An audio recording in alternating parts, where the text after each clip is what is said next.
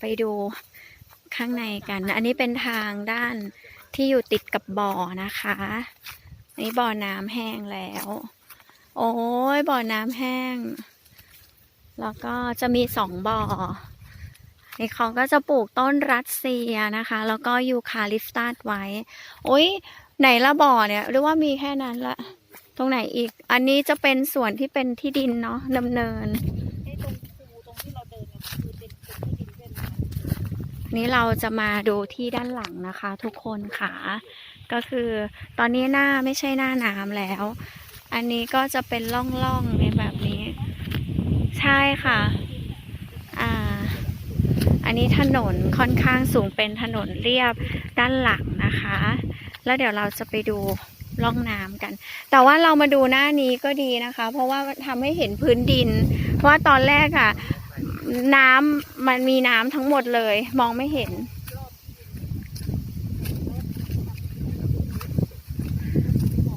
เนี่ยอันนี้เขาจะขุดคลอง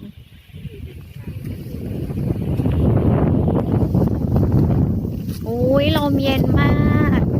ลมเย็นมากๆเลย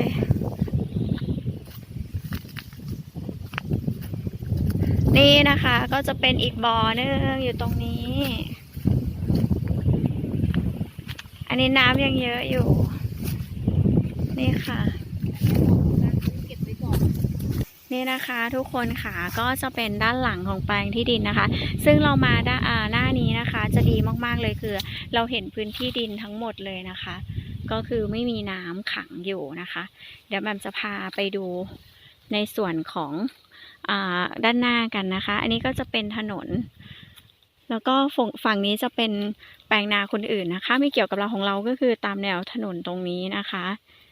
นี่ค่ะแล้วก็จะเป็นบ่อน้ำตรงนี้นะคะบ่อน้ำบ่อที่1นะคะแล้วก็เดี๋ยวจะมีบ่อที่2อุ้ยอันนี้ปลาเยอะนะคะทุกคนมีปลาค่อนข้างเยอะบ่อก็จะค่อนข้างมีปลาเยอะแน่พอรู้สึกจะชุ่มๆนะคะ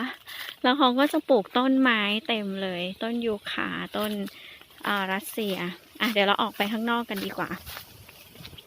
นี่นะคะนี่ก็จะเป็นเหมือนขุดคูน้ำนะคะกักเก็บน้ำเป็นร่องน้ำนี่นะคะนี่รถเราจอดไว้ตรงนู้นนะคะทุกคนรถเราจอดไว้ตรงนู้นเลยนี่นะคะสำหรับแปลงที่ดินของ9 ไร่ 2 งาน 40.1 ตารางวานะคะวันนี้เราพามาชมแบบพร้อมๆกันอีกครั้งหนึ่งนะคะแล้วก็ในส่วนของแปลงที่ดินด้านซ้ายก็จะเป็นแบบนี้นะคะก็คือเป็นร่องแล้วก็เป็นป่าทูบฤาษีนะคะเจ้าของไม่ได้ทำอะไรไว้นะคะตอนนี้เนี่ยค่ะก็จะเป็นถนนสูงๆนะคะมีต้นยูคาลิปตัสนะคะแบบนี้เลย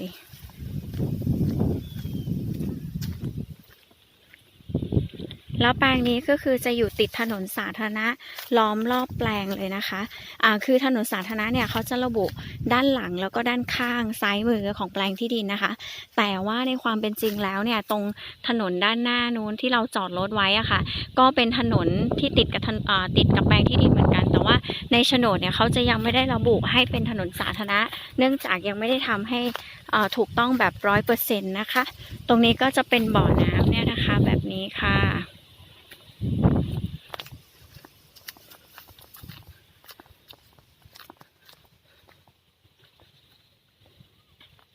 นี่นะคะ